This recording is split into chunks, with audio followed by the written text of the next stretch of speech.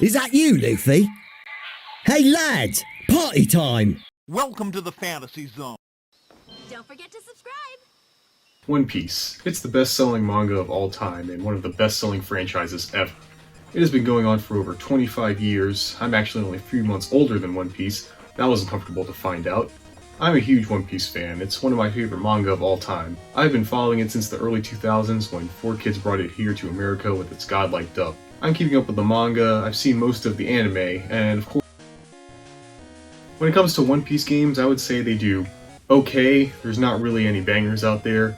Most of the time when I hear people discuss anime games from our youth, it's usually things like the Budokai games or Ultimate Ninja Storm games. I don't usually hear people say they play the shit out of, from TV animation, One Piece Big Secret Treasure of the Seven Phantom Islands on the GBA, because they're not real gamers. I mean, it's also probably because One Piece is way bigger in Japan than anywhere else. Most of their games didn't even leave the moon. The most popular one would be the One Piece Pirate Warriors games. These are spin-offs of the Dynasty Warriors games, a very popular series in Japan, and I don't like them. They aren't bad, the gameplay is mostly just pressing buttons to do big crazy moves, which do look cool, I can't lie. I just personally never feel any satisfaction from the gameplay. It's like a classic beat 'em up. It's fun to play for an hour and mash some buttons, but that's it. Obviously other people love those kinds of games because not only is it the best-selling One Piece games, but they also make games for other franchises like Fire Emblem, Dragon Quest, Persona, and Fire Emblem again. Let's be honest though, like the previously mentioned Budokai and Ninja Storm, shonen anime games excel in the fighting genre, and One Piece has its own, the One Piece Grand Battle series. From TV animation, One Piece Grand Battle, released for the PS1 in 2001, and is the second game made for the franchise. We'll get to the first one later. First thing that kinda messed me up is despite having 3D models with 3D backgrounds, it's a 2D fighting game that can only move left and right. There are 4 buttons: circle attacks, triangle jumps, X blocks, and square grabs. Knowing the controls won't help though because the computer just blocks all the time. I tried everything, jumping in, doing lows, grabbing. I can't break their guard, even when I set the game to easy, they still just keep guarding. I only ever hit them through luck and perseverance most of the time. Items drop kinda like Smash Bros, which can be useful sometimes, but I'm not exactly sure what some of them do. I get these crowns and jewels, but they just appear under my life bar, then disappear after a certain amount of time. Am I supposed to collect 3 in a row or something? I don't know, I never figured it out. One thing that kinda irritated me is that in a time over, the one with the most health doesn't win. The game just starts a new round and each player gets healed a little bit. Isn't the point of a time limit to keep matches from going on forever? Well, I guess it's on theme since One Piece is never ending. I did actually beat the arcade mode, and for winning you get a still drawing of your character and 3 minutes of them running toward the screen to "We Are." Kinda lame. 1 year later they made a sequel, also for PS1. Gameplay wise it's pretty much the same, so not much to add. The presentation is way better though, the menu is colorful, also more variety in stages, characters, and match dialogue. If you pick specific characters and stages, you get special dialogue, which is awesome. That's always needed in these kinds of games. They even upgrade the endings with actual animation. It's 5 seconds, but it's appreciated to see the game upgrading. There are also a butt ton of characters to unlock. There is hours of single player content here. One Piece fans in 2002 must have been pretty happy with this. My assumption might be correct since another year later, it's Grand Battle 3. This game goes full 3D fighter, similar to Power Stone if you've ever played that. One thing I'm not into is the models. The chibi style looks a lot better with PS1 blocky graphics. Here they kinda freak me out. The presentation and I also feel dropped a bit. The ending anime cutscene is barely animated, and even the opening feels cheap looking. What's wrong with Shanks' face? So those 3 games stayed mostly in Japan and Europe, kind of. But in 2005, America did get its own One Piece Grand Battle game. In Japan, it's titled One Piece Grand Battle Rush, but since it's the first one to come over here, it's just Grand Battle. Another thing is that Funimation did not acquire One Piece until 2007, so yep, it's dubbed by 4Kids. And it lives up to the quality I've come to expect from them. Oh no! It's a witch! Wow! A witch! Come on, Sanji. Fight me for real. I love a girl who can pack a punch. This is the worst one so far, not just because of the dub, but also the combat. The game has been really basic from the beginning. Like, if you have some friends and you just want to put in the game, mash the buttons, it's fine. But it doesn't get much deeper than that. Once you know how to actually play the game, it's fucking easy. I had little to no challenge. Well, at least I made it to the ending. Well, tough, because I'm the one who's gonna snag all those treasures. Huh. Well, the worst offense is, despite being on the GameCube and taking obvious influence from Power Stone, both 3 and Rush don't have 4-player battles in them. On the GameCube. Everything has a 4-player mode on the GameCube. I wasn't the only one that thought this game was trash. It didn't do well in America or Japan. It's fine if you want some One Piece references and a good button masher for 5 minutes, but not much beyond that. It took almost 10 years, but they eventually made another grand battle in 2014 for the 3DS. Seems like it took more of a Smash Brother approach and more than 2 players. Wow, how innovative. But unfortunately, you can't play it if you don't live on the moon. It and many other games are trapped behind those 3 words we foreign otaku know all too well. Only in Japan. Fun fact. Did you know that originally the character Sanji had a different name? Originally he was called Naruto, but before his debut the manga Naruto started serializing in Shonen Jump, and to avoid any confusion Eiichiro Oda changed the name to Sanji. You know that means there is some alternate universe where Naruto is called Sanji and Sanji is called Naruto. That one is the darkest timeline. Next is a brief series of games known as One Piece Unlimited. An ironic title, you'll see. First there's One Piece Unlimited Adventure for the Wii. This, I believe, is the first game to use the Funimation voice actors, and the only one. They are better than 4Kids, obviously, but I can tell they're getting used to their roles. Nothing sounds natural. Sometimes the delivery did make me laugh, though. What? Did you catch something we can eat? No, we can't eat it. I already tried. The story of the game is the Straw Hats come across a mysterious jewel that makes an island appear. And after regrouping, decide to explore the island, using the mysterious jewel's powers to hopefully find some treasure at the end.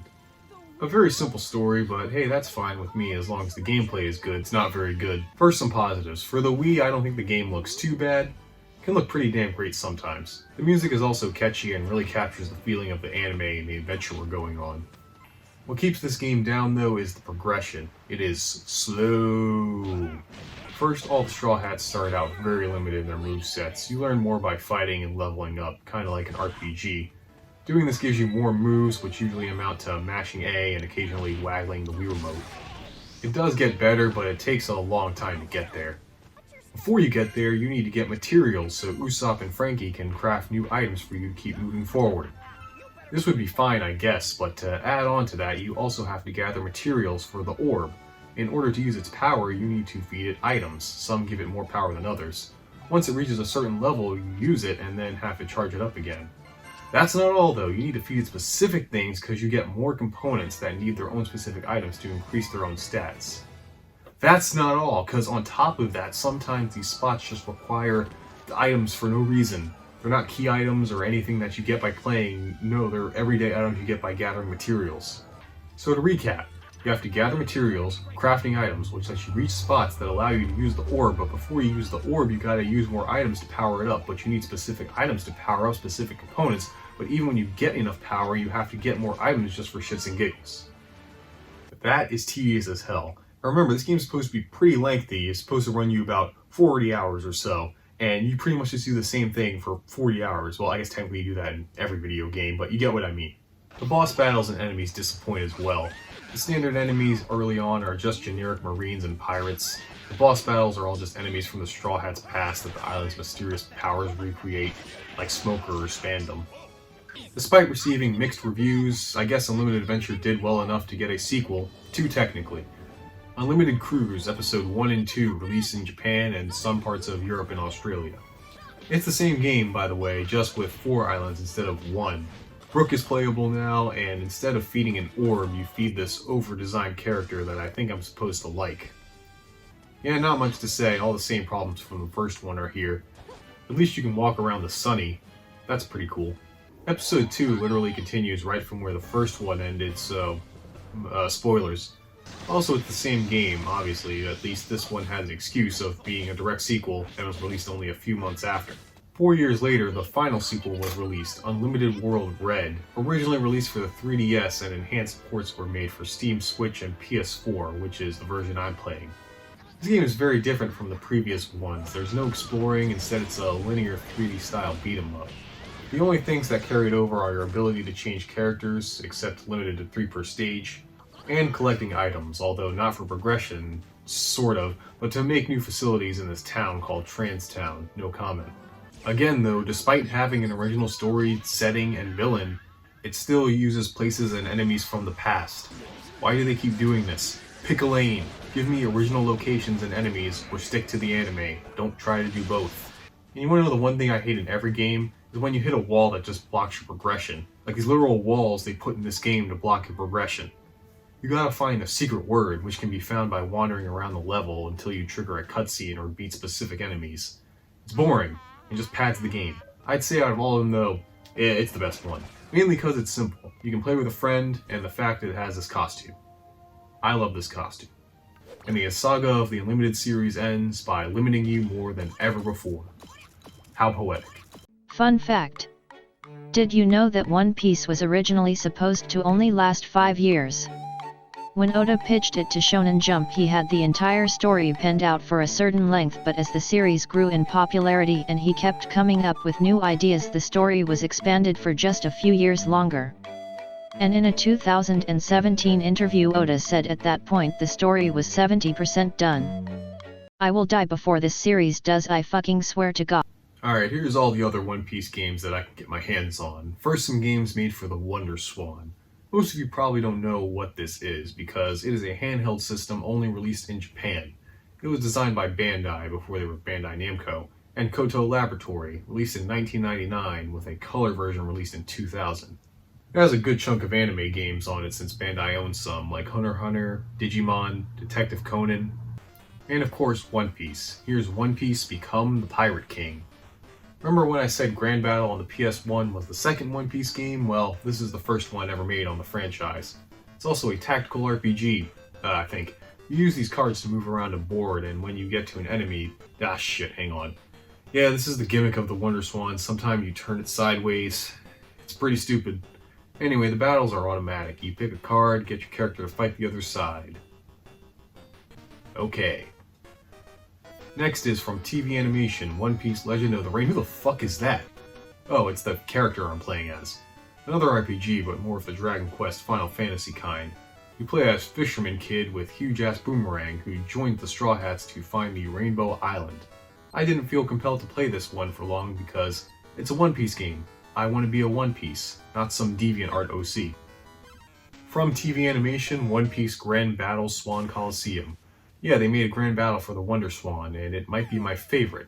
You have one button to attack, because the Wonder Swan only has A and B. I don't like fighting games like this usually, but the other games were already so simple that it works better here. Check out this sick combo!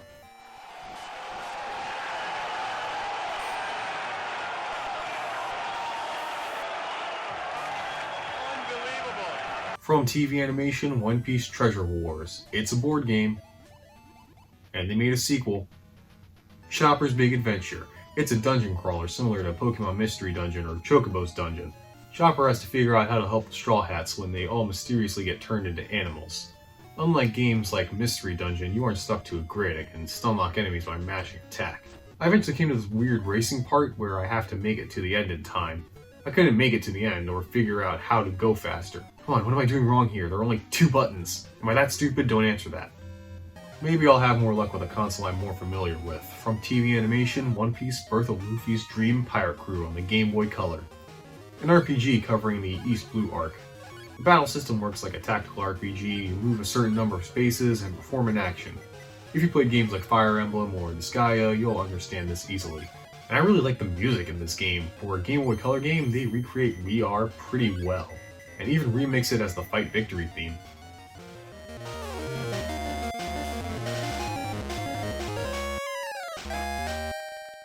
Its sequel, Grand Line Dream Adventure Log, continues to Alabasta. The battle system has changed though, now it's a more traditional turn-based game.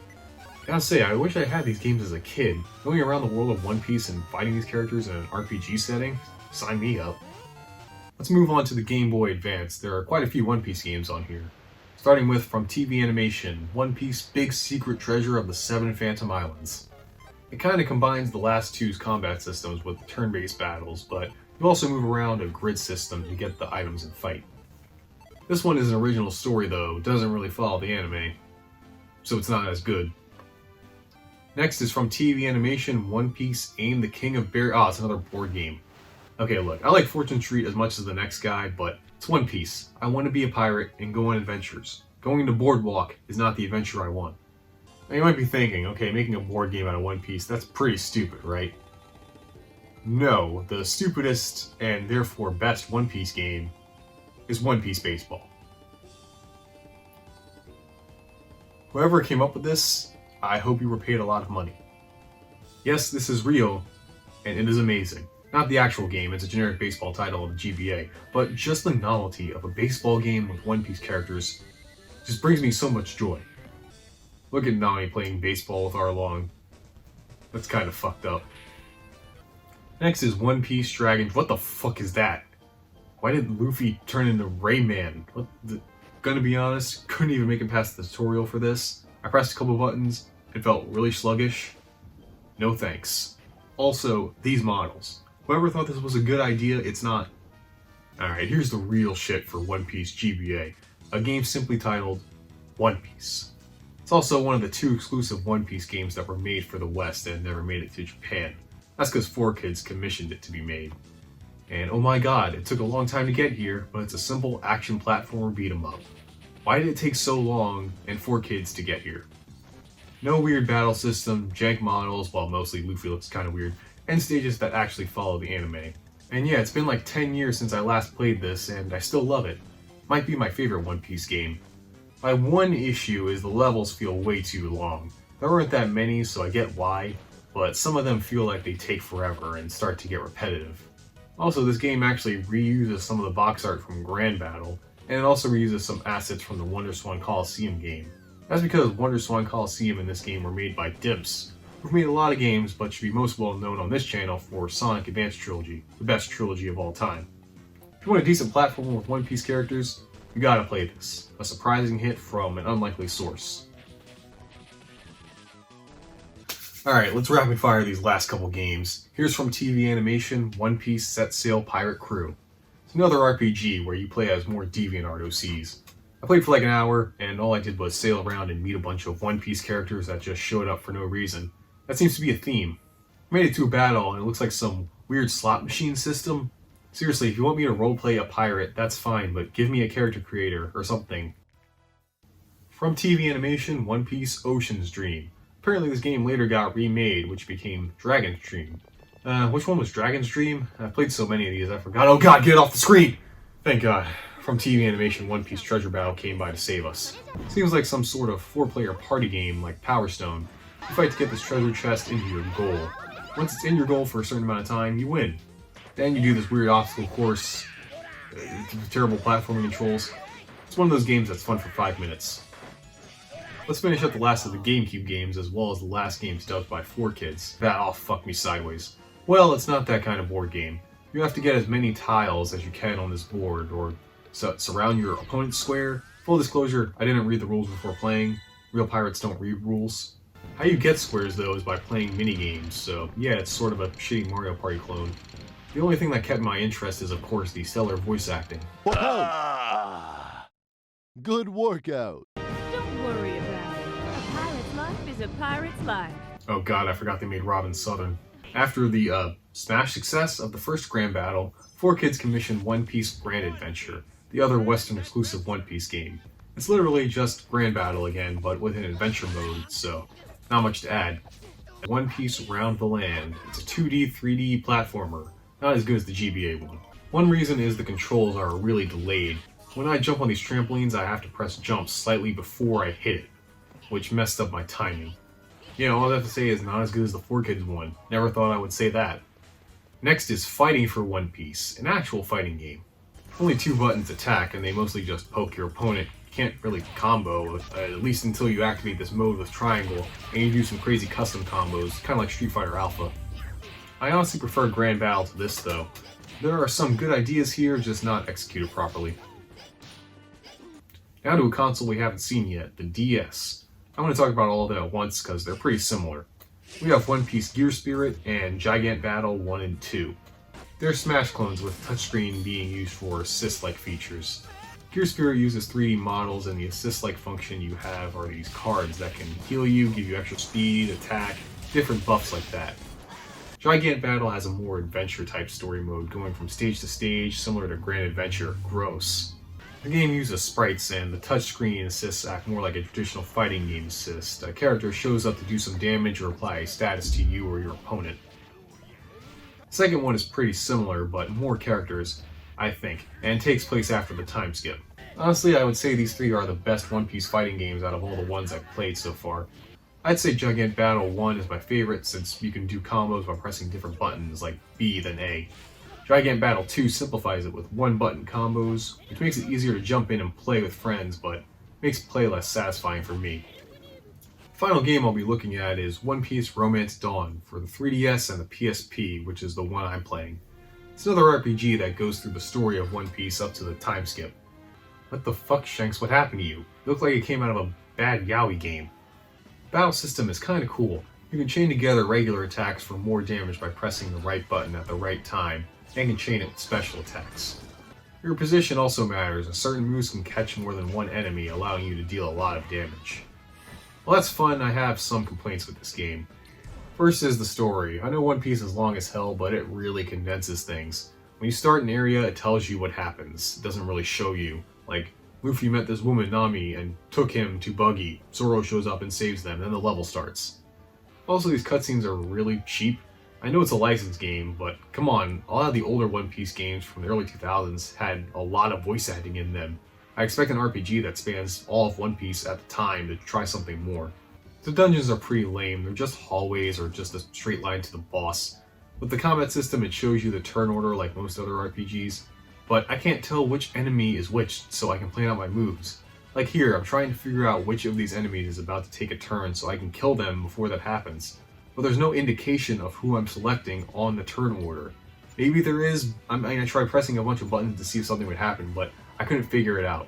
You just need to guess. Those are all the One Piece games I'm going to be taking a look at. I know I left out some of the newer games as well as the One Piece Pirate Warrior games as previously mentioned, but this was more about me exploring both some games from my past as well as some games that were never really released outside of Japan or other countries. Because the Warriors and a lot of the newer One Piece games are easily available to buy, I don't really feel interested to talk about them. You can find stuff about them very easily. I'm just going to assume from what I've played so far that they are alright and not worth $60. I was going to write an ending to this video, but One Piece hasn't ended yet, so